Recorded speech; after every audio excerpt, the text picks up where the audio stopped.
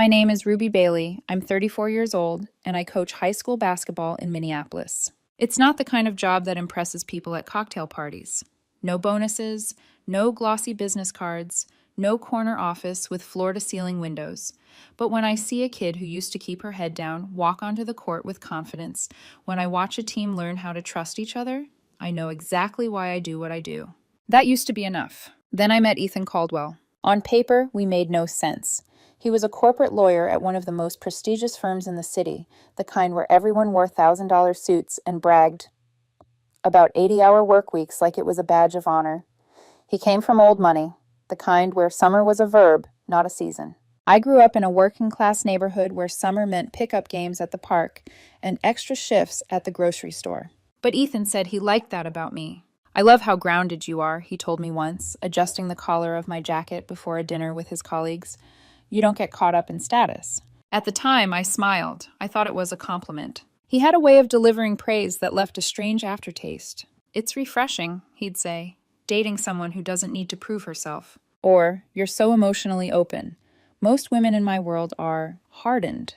I told myself I was reading too much into it, that love didn't care about tax brackets or titles. I was wrong. About 6 months in, things shifted. Ethan started suggesting I skip certain work functions. You'd be bored, he said lightly. It's all lawyer talk. When I talked about a big win my team had, he nodded politely, then redirected the conversation to his latest case victory. When I stumbled over a word, he corrected me in public, always with a laugh, always framed as helpful. The first real crack came at his colleague Madison's engagement party. I was getting drinks when I overheard Ethan in the kitchen with a group of his friends. At least she's trainable, he said casually. Sweet, simple.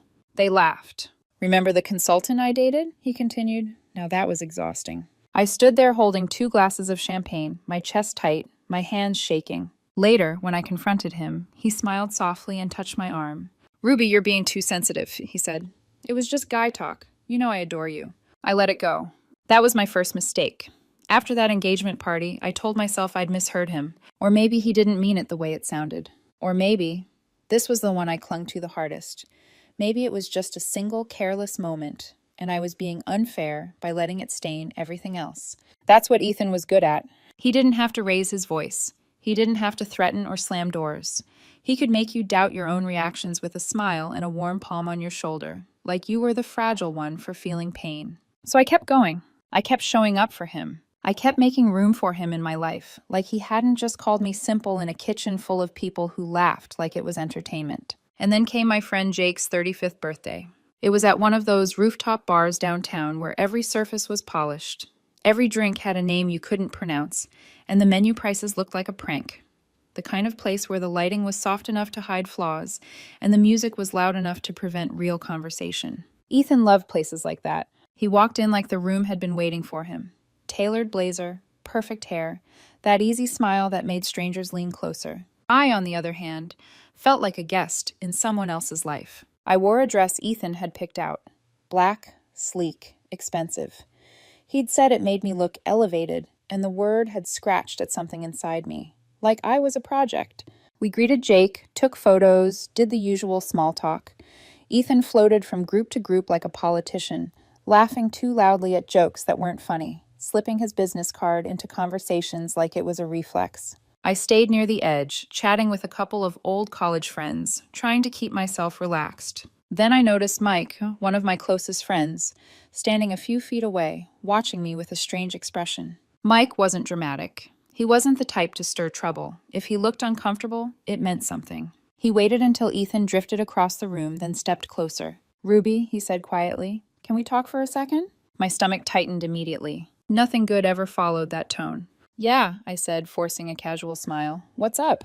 Mike rubbed the back of his neck, eyes darting away like he couldn't stand to look directly at the thing he was about to say. I've been wanting to tell you something for a while, he began, but I didn't know how. I felt my chest hollow out. A cold awareness crawled up my spine. Tell me what? I asked, though part of me already knew. He exhaled hard. Last week at Sarah's wine tasting. You know, the one you couldn't make because of your game. I nodded slowly. Mike's voice lowered even more. Ethan was there, with a bunch of his lawyer friends, and he was talking about you. I didn't speak. I couldn't. I just stared at him, waiting for the sentence that would cut clean through the lie I'd been living inside. He said, Mike swallowed, he said you're too sensitive to handle real men. My face went numb. Mike kept going, like he'd been holding his breath for weeks and finally couldn't anymore. He laughed about how you got upset when he made fun of your salary. Said you're basically a teenage girl yourself, which is why you coach them. Like you're stuck at that level. I felt heat rise behind my eyes, but it wasn't tears. It was something sharper. A humiliation so deep it almost made me dizzy. In front of everyone? I whispered. Mike nodded. Yeah, and Ruby, that's not even all. He's been doing it for months. Jokes about how you're sweet but simple, how he's doing charity work dating down. I thought you knew. I thought you didn't care. I couldn't hear the music anymore. I couldn't feel the night air on my skin. All I could see was Ethan across the rooftop, laughing, glass in hand, perfectly at ease, like the world was made for him. And suddenly I realized something terrifying. I'd been loving him in a private relationship, but he'd been treating me like a public joke. Mike touched my arm gently. I'm sorry, he said. I couldn't keep watching you get played like that. I nodded, but it wasn't really to him. It was to myself. To the part of me that had been ignoring the warning signs, because facing them would mean admitting I'd been wrong about a man I'd trusted. I spent the rest of the party in a haze. Ethan came back to me, slung an arm around my waist, kissed my temple like we were some glossy couple in a lifestyle ad. You okay? He asked, and his voice was smooth as honey. Fine, I lied automatically.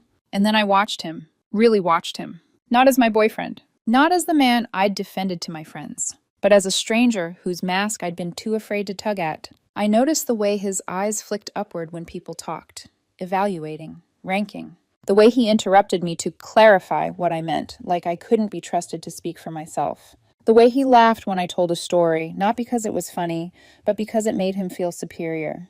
And the worst part? He didn't even seem aware of it. Cruelty wasn't something he did. It was something he was so ingrained, so normalized, it came out like breathing. 3 days later, I got a text from Jake. Jake, bro, no. Ruby, you need to see this. Jake, Sarah took a video at girls' night. I wasn't sure if I should send it, but you deserve to know. My thumb hovered over the file. A part of me didn't want to press play, because as long as I didn't see it, I could still pretend. But another part, the part Mike had awakened, wanted the truth so badly it hurt. I clicked. The video started mid-laughter. The camera was unsteady, clearly taken by someone a few drinks in, but the scene was unmistakable. Ethan's apartment. White leather couch. Marble countertops. The place he was always so proud of. Ethan was sprawled across the couch like a king in his castle, wineglass in hand, surrounded by 3 women I recognized immediately, his law school friends. Polished, confident, comfortable in a world I'd never been invited into. They were laughing before he even spoke. So get this, Ethan said, smirking as he leaned forward. Ruby tried to give me relationship advice yesterday. The room erupted. Relationship advice? One of them repeated, nearly choking on her drink. Ethan shook his head, amused. Yeah, like, sweetheart, you coach teenagers. I negotiate million-dollar deals. We are not the same. More laughter. I felt my stomach drop, but my hands were steady. I wasn't crying. I wasn't angry. I was watching. She's sweet, he continued, swirling the wine in his glass. But it's like dating a puppy. A pause, perfectly timed. You know they're loyal, he added, but you're not exactly having deep conversations with them. One of the women tilted her head. Then why are you still with her? Ethan leaned back, considering the question like it was clever. She's comfortable, he said finally. Predictable. And honestly, it drives my mom crazy that I'm dating someone so blue-collar. They laughed again. And she worships me, he added, voice dropping just enough to sound intimate. It's good for my ego. What about long-term? Another voice asked. Ethan laughed, sharp and careless. Please, she can't handle me. I'm way out of her league. It's fun for now. He lifted his glass slightly, like he was making a toast. It's like keeping a Toyota while you save up for a Mercedes, he said. Reliable. Gets you where you need to go, but no one's impressed. The video ended. I sat there in my apartment, phone heavy in my hand, the silence around me thick and unmoving. Something inside me went still. Not shattered, not broken. Crystallized. All the confusion I'd been carrying, the second-guessing, the rationalizing, the self-blame, collapsed into a single, perfect understanding. This wasn't a misunderstanding. This wasn't thoughtlessness. This was who Ethan was when he thought no one like me was listening. I didn't call him. I didn't text him. I didn't confront him or scream or cry or demand an explanation he'd only twist anyway. Instead, I made a decision. The next morning, I texted him while he was at work. Me. Can you leave your spare key to my place under the mat when you get home? I need to get some things sorted this weekend. A few minutes passed. Ethan. Sure, everything okay? I stared at the message. Then I locked my phone and set it face down. That evening, once I knew he'd left the key, I went to his apartment. I didn't rush. I moved through the space methodically, like someone closing a chapter with care. I gathered every trace of myself. Clothes from his closet, toiletries from his bathroom, the books I'd brought over, the framed photo of us at the lake last summer. I unplugged the espresso machine I'd bought him for Christmas, the one he'd teased me for splurging on, calling it very middle class. He'd used it every morning. I placed his spare key on the counter and left a note. Returning your spare. Nothing else. Next, I canceled our upcoming trip to Costa Rica. He'd been planning it for months, talking about how good we'd look on the beach, how jealous his Instagram followers would be. I got a full refund. I'd bought travel insurance, something he'd laughed at called paranoid. I called it freedom. Then came social media. I didn't block him. That would have been too obvious, too dramatic. Instead, I quietly unfollowed him, removed him as a follower, made my accounts private. To him, it would just look like I'd vanished. The timing couldn't have been better. That weekend, Ethan's firm was hosting its annual charity gala. He'd been on the planning committee for weeks, talking nonstop about how important it was for his career. I was supposed to be his plus one. He'd already told the senior partners all about his supportive girlfriend. When Saturday came, I didn't show. The first text arrived at 8:03 p.m. Ethan, where are you? Then another. Ethan, this isn't funny. Then three more in quick succession. Ethan, I'm at the gala. People are asking about you. Ethan, are you sick? Ethan, Ruby, answer your phone. I didn't. By midnight, the tone had shifted. Ethan, you're embarrassing me in front of my entire firm. Ethan, what the hell is wrong with you? I slept better than I had in months. The next day, I changed my number. For 2 weeks, I focused on what mattered. My team was heading into regionals. We ran extra practices, reviewed footage, pushed through exhaustion. We won. The local paper ran a story about our season, about resilience and teamwork. My phone buzzed with congratulations from people who actually knew me. Then, on a Tuesday evening, there was a knock at my door. It wasn't gentle. It was desperate. When I looked through the peephole, I saw Lydia Caldwell, Ethan's mother, mascara streaked down her face. I took a breath and opened the door. Lydia didn't wait for an invitation. She stepped past me the moment the door opened, heels clicking sharply against the floor like she still owned every room she entered. Her perfume hit the air, expensive, overpowering, familiar. The same scent she wore to charity luncheons and gallery openings, the same one that always made me feel like I'd shown up underdressed no matter what I wore. What did you do to my son? She demanded, turning on me with red-rimmed eyes. I closed the door slowly behind her. Hello, Lydia, I said evenly. Nice to see you too. Don't be smart with me, she snapped. Ethan is falling apart. I studied her for a moment. Lydia Caldwell had always been polite to me. Kind, in that distant way wealthy people are kind to service staff. Compliments that never quite landed. Questions that felt like evaluations. She looked smaller now, not physically, but something about her certainty had cracked. What's going on? I asked. She laughed bitterly. You disappear without a word, and suddenly he starts unraveling. He showed up drunk at the firm's holiday mixer, made a scene in front of the managing partner. They put him on administrative leave pending review. She stepped closer, lowering her voice like she was sharing gossip. They asked me to come talk to you. I'm his emergency contact. That gave me pause. They called you? I asked. She nodded, wiping at her eyes. They're concerned. Missed deadlines. Snapping at paralegals.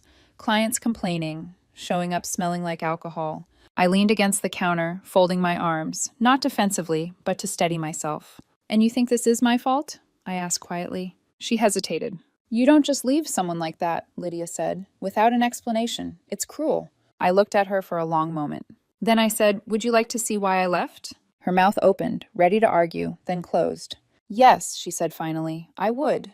I took my phone from the counter and played the video. I watched her face as Ethan's voice filled the room. The amusement, the contempt, the casual cruelty. Her expression shifted in slow motion, from outrage to disbelief to something like grief. Oh God, she whispered when it ended. This doesn't sound like him. I met her eyes. Really? I asked. Because to me, it sounds exactly like him. She sank onto my couch, suddenly looking years older. He learned this from his father, she said quietly, that the world is divided into winners and losers, that kindness is weakness. She swallowed hard. I tried to counter it. But you didn't try hard enough, I said. She nodded, tears spilling freely now. You're right. We sat in silence for a moment. Then she stood, smoothing her coat like armor snapping back into place. I'm sorry, she said. For his behavior. For mine. She left shortly after. I felt a flicker of sympathy for her. Not for him. 3 months later, the news reached me through the same grapevine that had delivered the truth. Ethan had been let go. According to Jake, his performance had steadily declined.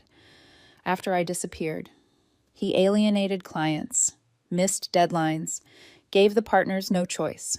He took a position at a smaller firm across town. A step down. His social circle thinned. His Instagram went private. As for me, my team went on to win the state championship. Several of my players earned college scholarships. The administration increased our funding. And somewhere along the way, I started dating again. Slowly, carefully. I met someone who listened, who didn't laugh when I spoke, who never made me feel like something he was settling for. Sometimes I think about Ethan. But then I remembered that video, and I know I made the right choice. I didn't hear from Ethan again. Not after Lydia left my apartment with her apology trembling in the air. Not after the firm quietly removed his name from the website. Not after the whispers about his temporary leave turned into permanent absence. Silence can be loud when someone is used to being heard. Life didn't explode into something cinematic overnight.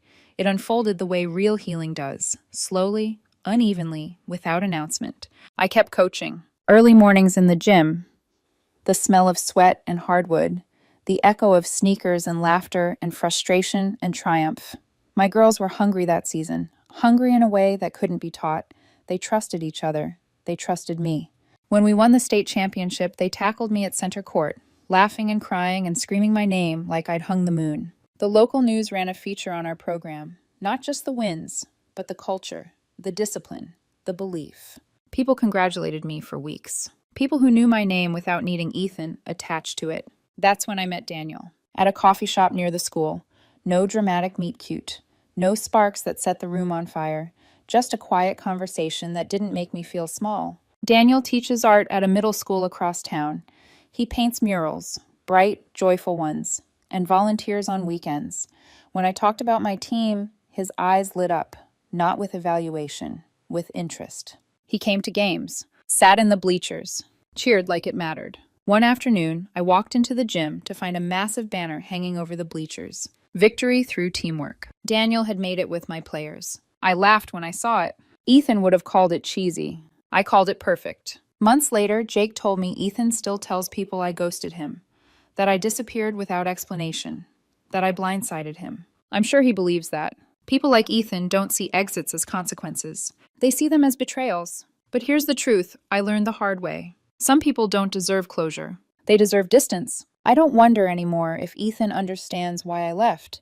Understanding would require accountability, and he never believed he was wrong. To him, I was always just the Toyota. Reliable, temporary, replaceable. I hope he enjoys the bus route to his new office. As for me, I still have the espresso machine. Makes a damn good cup of coffee. And every morning when I drink it, I'm reminded that choosing yourself isn't cruel. It's survival.